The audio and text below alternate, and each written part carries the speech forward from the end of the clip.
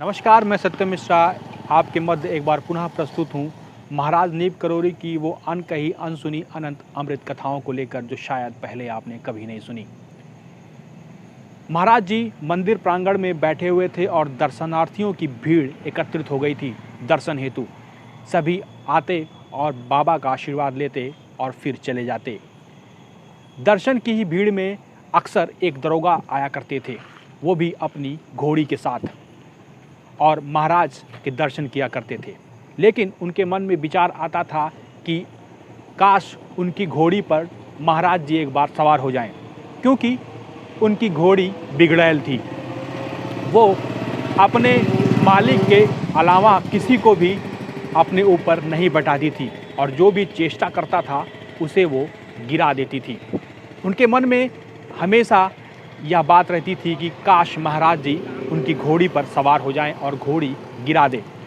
तो एक दिन जब महाराज बैठे हुए थे और चौपाल लगी हुई थी, तभी वो दरोगा साहब आते हैं और अपने मन के भाव को छिपाते हुए महाराज से कहते हैं कि महाराज, मेरी घोड़ी बहुत बिगड़ैल है और किसी को अपने पीठ पर नहीं बैठाती है।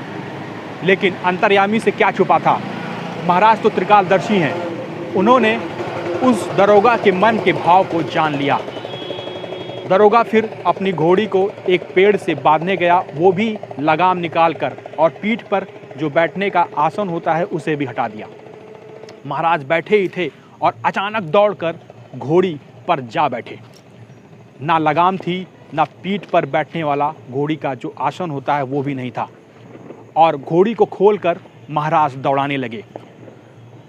तो घोड़ी इतनी बिगड़ैल थी कि वो महाराज को गिराने की चेष्टा कर रही थी।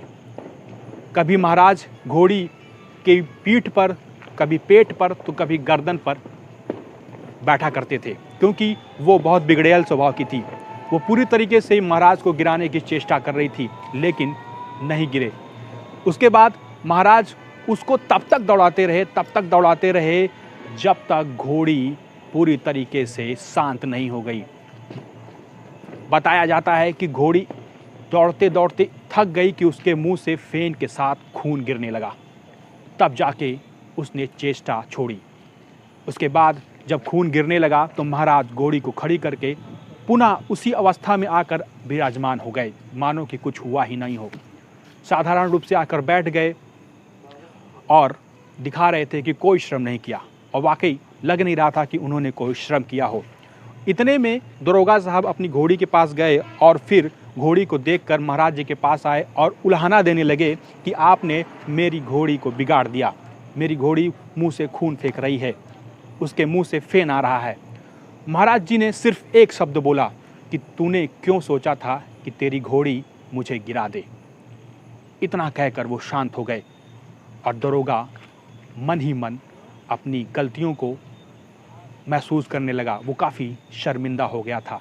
उसके बाद से उसने कभी ऐसी चेष्टा नहीं की और वो महाराज का अनन्य भक्त बन गया। तो ये थी हमारी आज की पेशकश। अगली पेशकश में एक नई कहानी और नई लीलाओं के साथ आपके समक्ष प्रस्तुत होंगे। तब तक के लिए देखते रहिए हमारी अनंत अमृत कथाएं। उन लोगों से जाने से पहले निवेदन है जो कभी भी भगवान महाअवतार नीप करोली के सानिध्य में रहे हो, उनके परिजन, नाते, रिश्तेदार, ऐसी कोई कहानियाँ हो, ऐसी कोई लीलाएं हो, अनंत अमृत कथाएं हो, तो हमें कमेंट बॉक्स में अपना मोबाइल नंबर साझा कर दें। हम आपसे संपर्क करेंगे और फिर उन लीलाओं को, उन कही सुनी कहानियों को सभी दर्शकों तक पहुंचाएंगे अपने सोशल मीडिया के माध्यम से। तब तक के लिए नमस्कार।